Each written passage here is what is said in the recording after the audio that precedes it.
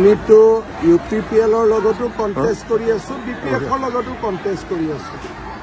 আমাক UPPLও গালি পাৰি আছে, BPFও গালি পাৰি আছে, কংগ্ৰেছেও গালি পাৰি আছে, আমিহে কাকো গালি পাৰা নাই। মই ইমান দেৰি ভাষণ দিলো, কাৰোবাৰ নিগেটিভ কথা কৈছো নেকি? আজি মোৰ প্ৰথমখন মিটিং বিহিৰাত আছিলে, দ্বিতীয়খন ককলাবাৰী, এতিয়া মই দৰঙাজুলি যাম। পৰিৱেশটো ভাল, বিজেপি খুব ভালভাৱে আগবাঢ়িছে আৰু মই ভাবোঁ যে আমি চৰকাৰ গঠনৰ ওচৰে পাজৰে থাকি যাম। আজি গৌৰৱ গগৈয়ে ইয়াতে প্ৰচাৰ চলাব আহিছে, সকলো UPPL আৰু BPFক আপুনি ব্যক্তিগত সম্পত্তিৰ দৰে ব্যৱহাৰ কৰা বুলি মন্তব্য কৰিছে। আমিতো UPPLৰ লগতো কণ্টেষ্ট কৰি আছো, BPFৰ লগতো কণ্টেষ্ট কৰি আছো। আমাক UPPLও গালি পাৰি আছে, BPFও গালি পাৰি আছে, কংগ্ৰেছেও গালি পাৰি আছে, আমিহে কাকো গালি পাৰা নাই। মই ইমান দেৰি ভাষণ দিলো, কাৰোবাৰ নিগেটিভ কথা কৈছো নেকি? ভালে, এইবাৰতো চবটো দেখিছে দেখোন মানুহৰ, আপোনালোকে নিজে উৎসাহ দেখিছে, মই কি ক'ম। বেলেগ কোন পাৰ্টিৰ মিটিঙত ইমান উৎসাহ দেখিছে? কংগ্ৰেছক সংখ্যালঘুৱে ভোট দিয়ে, সেইকাৰণে তেওঁ সংখ্যালঘুৰ জেগাতে মিটিং কৰিছে। ভয়ৰ কথা নহয়, সংখ্যাগুৰু মানুহখিনিতো বিজেপি, UPPL, BPFৰ মাজতে আছে। গতিকে কংগ্ৰেছক ভোট কোনে দিব? সংখ্যালঘু মানুহখিনিয়ে দিব, বেলেগেতো নিদিয়ে।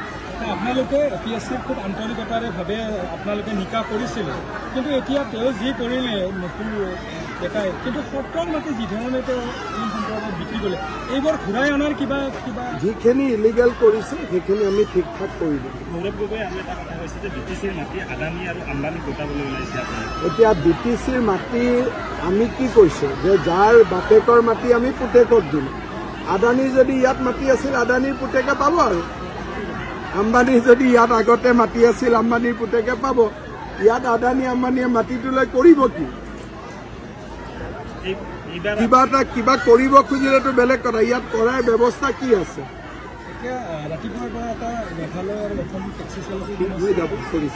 আমাৰ অফিচাৰসকলে চাই আছে। ককলাবাৰী সমষ্টিটো UPPLৰ দুৰ্গ স্বৰূপ, বিজেপিয়ে কি ৰণনীতিৰে সহাব এইটো?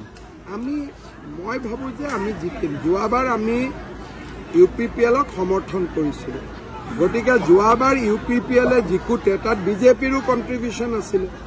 এইবাৰ আমি বিজেপিয়ে নিজে খেলিছোঁ। মই ভাবোঁ যে ককলাবাৰীটো বিজেপিৰে সমষ্টি, ভাল কৰি বিজেপি জিকি যাব। যদি 20টাতকৈ বেছি চিট পাওঁ তেতিয়াহ'লে চৰকাৰ আমি কৰিম, কিন্তু অকলে আমি নকৰোঁ। আমি হাগ্ৰামা মহিলাৰীকো মাতিম, প্ৰমোদ বড়োকো মাতিম। বিজেপিয়ে প্ৰাৰ্থিত্ব দিয়াৰ সময়ত ৰমেন মদাহীক লৈ কিছু বিতৰ্ক হৈছিল, আজি কাষত আছে। কৰিবলগীয়াটো একো নাই, সকলো ৰাইজে ভাল পায়। আমাৰতো বিজেপিয়ে প্ৰাৰ্থিত্ব দিয়াৰ আগতে ছাৰ্ভে কৰে, যাকে ৰাইজে বিচাৰে আমি তাকে প্ৰাৰ্থিত্ব দিওঁ।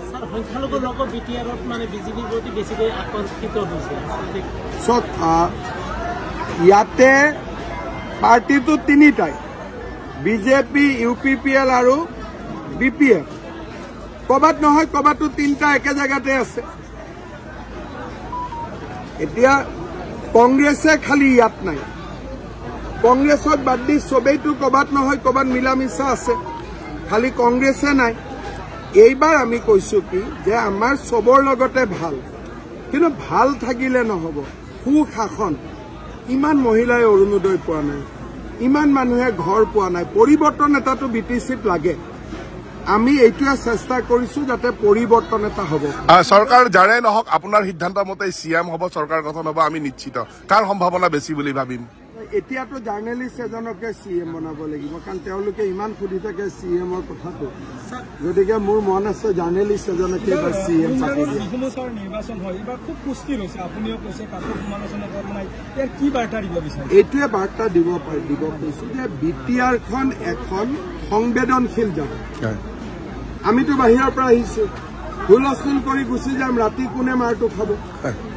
সেইকাৰণে মই ইলেকশ্যনটোত কাকো সমালোচনা নকৰাকৈ ভাল পৰিৱেশত খেলিব খুজিছো, যাতে ভাল পৰিৱেশটো ইলেকশ্যনৰ কাৰণে বেয়া হৈ নাযায়। আজি আপোনালোকে চাওক 18 তাৰিখ পালেহি, ক'তোতো কোনো গণ্ডগোল নাই। দুই এটা বিক্ষিপ্ত ঘটনাক বাদ দি সেইটোৱে এটা বিজেপিৰ সফলতা। যদি বিজেপি একক সংখ্যাগৰিষ্ঠতা লাভ নকৰে চৰকাৰ কাৰ লগত কৰিব চবৰ লগতে হাগ্ৰামা মহিলাৰী প্ৰমোদ বড়ো দুইজনে লগত থাকিব লাগে। মোৰতো দৃষ্টিভংগী যে যদি আমাৰ চৰকাৰ নহয় বাকী দুইজনে আমাৰ লগত থাকিব লাগে। এনেওতো আজিওতো চব NDA-তে আছে, হাগ্ৰামাও NDA-ত আছে এক প্ৰকাৰে, UPPL আছে, ময়ো আছো। প্ৰথমবাৰ অস্ত্ৰত দপদপনি নোহোৱা নিৰ্বাচন, সেইটোৱে আমাৰ চৰকাৰৰ সফলতা। যিমান আৰ্মছ এমুনেশ্যন আছিল চবটো মই লৈ গলো, নতুনকৈ এতিয়া যাতে অস্ত্ৰ নাহে হ'ব।